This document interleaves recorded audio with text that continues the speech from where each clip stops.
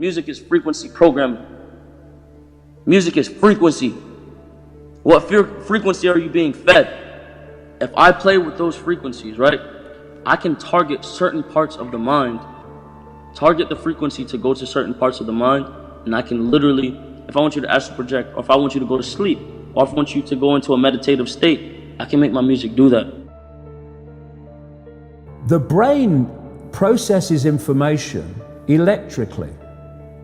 It communicates with the cellular structure electrically, and it operates within a certain band of frequency. If you can broadcast frequencies carrying information, this technology has long been known, carrying information and perceptions within the frequency that the brain decodes information, the brain will decode those frequencies and will have those perceptions. You can externally influence people's perceptions externally by broadcasting these frequencies that we interact with, because we are antenna. The sad reality is that where we now play our music is in A440. Where did that come from? It used to be 417. A440 came in with the Roman Catholic Church. They suppressed the frequencies. They lost somehow the 152 of the best Gregorian chants, including the hymn to St. John the Baptist, which we've now recovered. That particular hymn was what triggered Dr. Palaio's investigation, looking for those frequencies of vibration by which the music was played. It was known as the most uplifting hymn of all the ages, the most spiritually uplifting hymn. Hymn to St. John the Baptist was played to 6 tones. These are those 6 tones. These are those 6 frequencies. And so the A440 is what now is the standard tuning. If you go A439, you're closer to one of the Creator's tones. If you go A441, you're closer to one of the Creator's original tones. That's how precisely it has been manipulated. To do what? To shut down the 95% of your brain, particularly the right brain that operates the heart-mind to the divine human community. Some decades ago, there was a guy who worked out the frequencies of different emotional states. This is long ago. I mean, it's very, very sophisticated now. So every thought, every emotional response is a frequency. It generates a frequency, and it is of itself a frequency. Hate is a frequency, and it's different to love.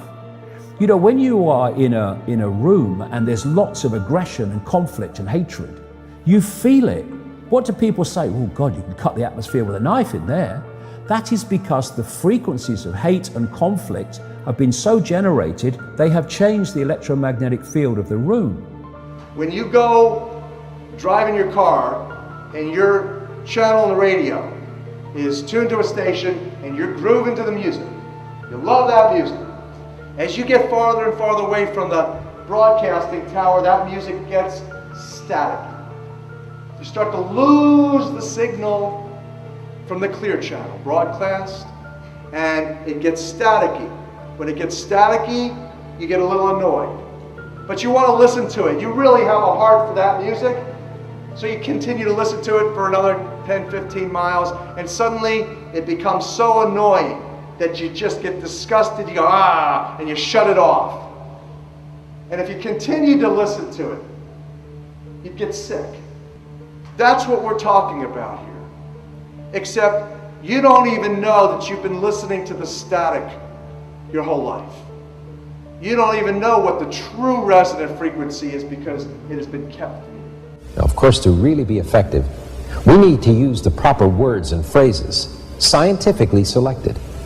But that gives you the basic idea. We embed messages just below the threshold of perception, so they can go directly into the subconscious. They can play across a community these frequencies without anyone knowing, and it starts to have an effect, and it starts to build rage, it starts to build anger, and people might not realize why they're feeling it, but they start to feel it. And then what they do is they trigger that with an event maybe some guy is attacked by the police or something, or somebody's arrested for something they didn't commit, and now there's the trigger. The blue touch paper has been lit of this manufactured frequency-driven rage, and you have mass riots and what have you, and people do things that they wouldn't normally do.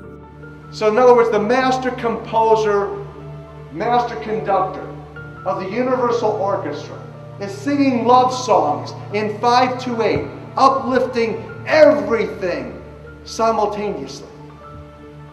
And we're the only species out of tune and accepting static for the clear channel. Do you know that the American military, they've admitted this. They have technology that fires frequencies at the enemy that basically breaks the enemy's spirit so they give up and put their weapons down. This is the technology we're dealing with.